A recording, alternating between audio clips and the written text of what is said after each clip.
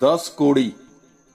मुकद्दस लूका की अंजील उसका 17 बाब 11 ता 19 आयत तक। और ऐसा हुआ कि जब वो यरूशलेम को जाता था तो सामरिया और जलील के बीच से होकर जा रहा था। और जब वो एक गांव में दाखिल होने लगा तो 10 मबरूस आदमी उसे मिले।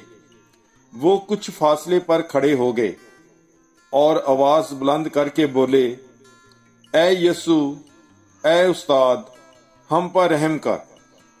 उसने देखकर उनसे कहा कि जाओ, अपने आप को कहनों को दिखाओ। और ऐसा हुआ कि वो जाते जाते पाक साफ हो गए। उनमें से एक ने जब देखा कि मैंने शिफा पाई है तो बुलंद आवाज से खुदा की तमजीद करता हुआ लौटा और उसका शुक्र करता हुआ उसके कदमों पर मुंह के बल गिरा, और वो सामरी था। यसू ने खिताब करके कहा कि क्या 10 पाक साफ ना हुए? फिर वो 9 कहाँ हैं? क्या इस परदेसी के सिवा और ना पाए गए जो लौट कर खुदा की तमजीद करते?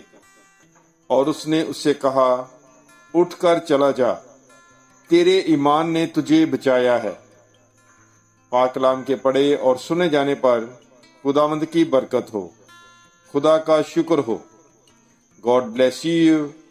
Bible is life.